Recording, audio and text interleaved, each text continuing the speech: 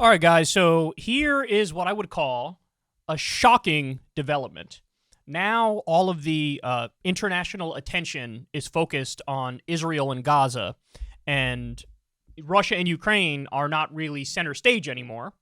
And apparently now there are leaks and whispers that maybe the U.S. has changed its posture and is sort of prodding Ukraine and Russia like, hey, let's work something out here. Like, let's wrap it up. This is really interesting. So this is in NBC News. U.S. and European officials broach topic of peace negotiations with Ukraine, sources say. The conversations have included very broad outlines for what Ukraine might need to give up to reach a deal with Russia.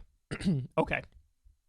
Now, it's a little more complex than that here. We'll dive into it, and you guys can make your own mind up on it here. They say U.S. and European officials have begun quietly talking to the Ukrainian government about what possible peace negotiations with Russia might entail to end the war, according to one current senior U.S. official and one former senior U.S. official familiar with the discussions. The conversations have included broad outlines of what Ukraine might need to give up to reach a deal, the official said. Some of the talks, which officials describe as delicate, took place last month during a meeting of representatives from more than 50 nations supporting Ukraine. So to be fair, they say this happened last month.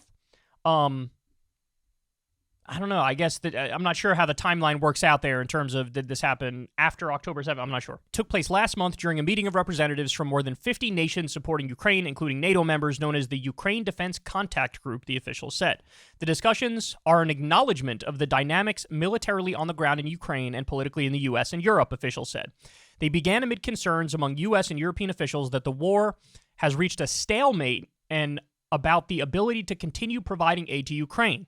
Biden administration officials also are worried that Ukraine is running out of forces, while Russia has a seemingly endless supply. Ukraine is also struggling with recruiting and has recently seen public protests about some of President Zelensky's open-ended conscription requirements. So that's really interesting. I did not know that. I know that Russia has pulled up, they've done conscription, they pull people up, and Ukraine did the same thing, but I didn't know that there's a concern that Ukraine is literally running out of forces. And there is unease in the U.S. government with how much less public attention the war in Ukraine has garnered since the Israel-Hamas war began nearly a month ago, the officials said. Officials fear that shift could make securing additional aid for Kyiv more difficult. See, now that's interesting to me because I actually thought the opposite, that with Israel bombing the hell out of Gaza, that the Democrats could pair, they would say, okay, let's do funding for Ukraine, and the Republicans and the Democrats would be like, well, let's do Israel too, and let's just put them together. I assume that would be the move going forward, that they would just keep throwing these giant packages where they're linked, but it appears like they're souring on Ukraine and they're ready to keep pumping more money to Israel. Some U.S. military officials have privately begun using the term stalemate to describe the current battle in Ukraine, with some saying it may come down to which side can maintain a military force the longest. Neither side is making large strides on the battlefield, which some U.S. officials now describe as a war of inches. Officials also have privately said Ukraine likely only has until the end of the year or shortly thereafter before more urgent discussions about peace negotiations should begin. U.S. officials have shared their views on such a timeline with European allies, officials said. Any decisions about negotiations are up to Ukraine, a spokesperson for the National Security Council said in a statement. We are focused on continuing to stand strongly in support of Ukraine as they defend their freedom and independence against the Russian aggression. Well, that's sort of a contradiction as to what the whole point of the article is, isn't it? An administration official also noted that the U.S. has participated with Ukraine in discussions of its peace summit framework, but said the White House is not aware of any other conversations with Ukraine about negotiations at the moment. Okay, that also sort of contradicts the whole thrust of the article. President Joe Biden has been intensely focused on Ukraine's depleting military forces, according to two people familiar with the matter. Manpower is at the top of the administration's concerns right now. The U.S. and its allies can provide Ukraine with weaponry, but if they don't have competent forces to use them, it doesn't do a lot of good. So look, if the things on the table are now send U.S. forces to fight Russia, or say, hey, you got to wrap it up and get a peace deal, it seems to me they're leaning more in the direction of you got to wrap it up and get a peace deal, which I think any reasonable person would agree with, because if the U.S. fights on behalf of Ukraine in the region, then you're really, you're really playing with fire, because it's like two nuclear-armed powers in sort of a semi-proxy war, semi-direct war. That's not good. That can get out of hand very quickly.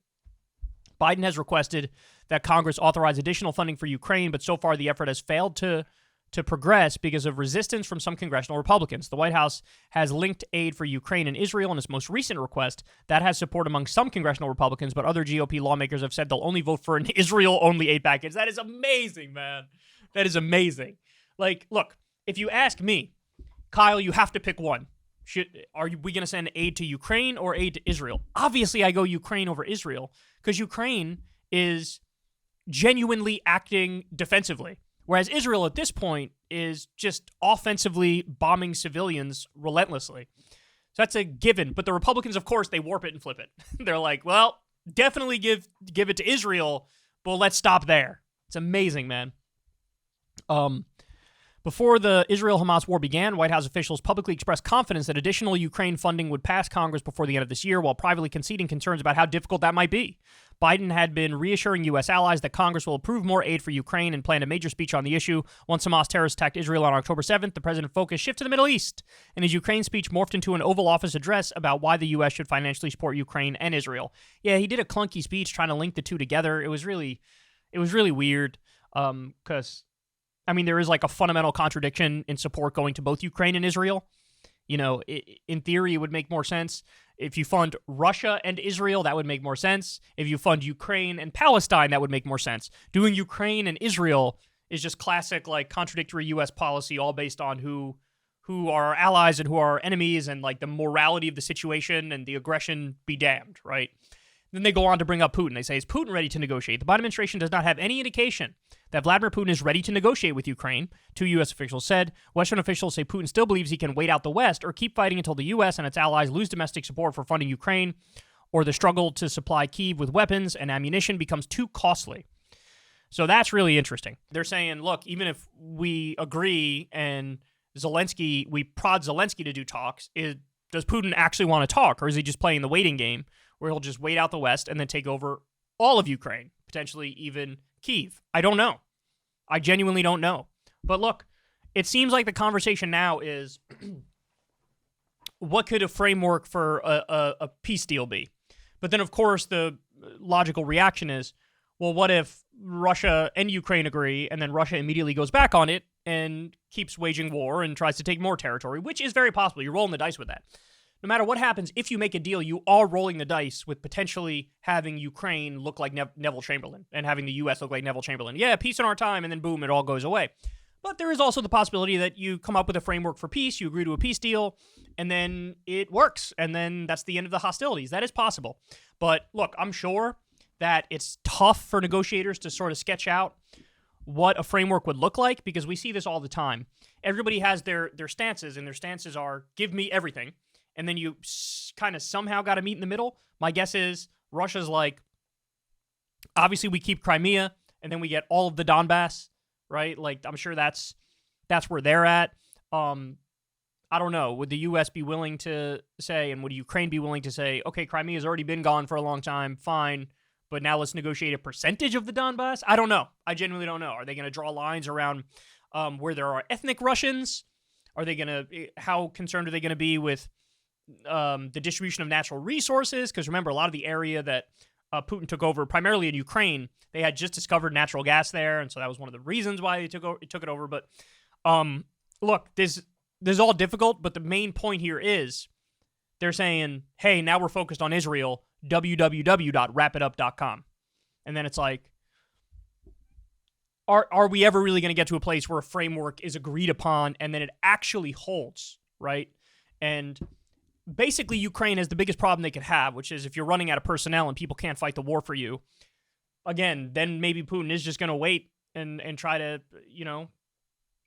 if you wait long enough, eventually it's like you don't have the manpower you need, you don't have the weapons you need, and now I'm just going to go for the whole shebang, which is what I went for at the beginning. Remember, guys, that was the shock to everybody, right? Everybody, and Biden even said this. People made fun of him on the right for it, but he was actually correct. He was like, look, if it's just a little incursion into the Donbass, we'll take it as it comes and we'll figure it out. But you better not do like a full one. And what did Putin do? He tried to invade everywhere. He literally tried to take Kyiv. He wasn't just in eastern Ukraine. He went into western Ukraine. And of course, early on, Ukraine fought him back. Look, to this point, Ukraine has fought way more aggressively than I thought they could. Like, I thought Russia would kind of win very quickly because they're just a more powerful military, but they hung in there for a long time. But the reports are now, maybe they're running out of time. And I don't know, man. I just hope that there's some sort of a resolution that actually holds. Like, work out the details, have some sort of framework for a peace agreement. I get the people who say, you don't want to reward Putin for doing an offensive invasion by giving him some percentage of what he's asking for. I actually agree with those people when they're like, that sets a terrible precedent. But the problem is, it's not like there's any clean answer.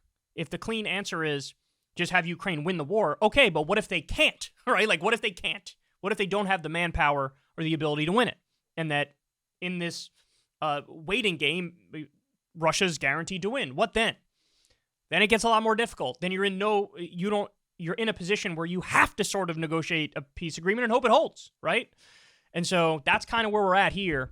But now Zelensky and Ukraine have been bumped for Israel, and that's kind of crazy. Because I think of the two, there's one that has a much more morally justifiable case, right? I think Ukraine has a much more morally justifiable case. The fucking, Azov Nazis aside, it's a small percentage of the Ukrainian forces, but the country of Ukraine has a much more reasonable case to make than Israel. They already have all the money. They already have all the power. They're already the ones who are in violation of international law on every day that ends in Y. And of course, we're bumping Ukraine to support Israel. And I'm sure Zelensky is fuming over that, but let's hope we can find an off-ramp, because I just want to avoid further war, further casualties, and more of a disaster. Hey, y'all, do me a favor and like and subscribe. It helps out big time in the algorithm. Click the bell as well for notifications when videos drop, and watch that video on screen right now. You know you want to.